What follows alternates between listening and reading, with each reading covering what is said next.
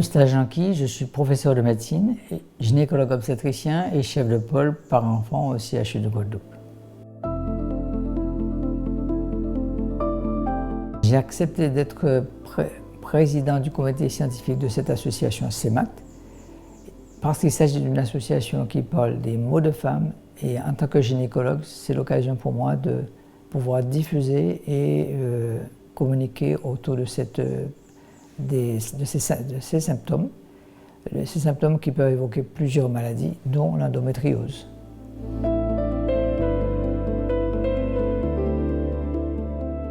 C'est très important de mettre en place cet observatoire caribéen de la santé de la femme pour plusieurs raisons. La première, c'est qu'on ne sait pas ce qui se passe vraiment sur les autres territoires.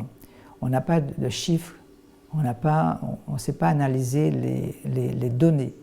Maintenant, mettre en place cet observatoire permettra déjà de pouvoir analyser nos données, de comparer par rapport à ce qui se fait ailleurs dans la Caraïbe, parce que la population est à peu près la même, pouvoir mettre nos données ensemble, compiler nos dossiers, mettre nos données ensemble pour pouvoir comparer ce qui se passe au niveau de la Caraïbe. Il y a des données à comparer déjà entre la Guadeloupe, la Martinique et les autres pays de la Caraïbe, parce que le niveau de prise en charge n'est pas le même. Donc il faudrait déjà qu'on ait nos propres données et à partir de ce moment-là, voir ce qui se passe dans la Caraïbe, parce que la population est la même, les origines sont les mêmes, on pourra avoir des chiffres plus importants pour pouvoir comparer à ce qui se passe ailleurs. Le problème, c'est qu'on n'arrive pas à adapter la prise en charge de notre population, parce qu'en réalité, on se base toujours sur des données nationales et la population n'est pas la même.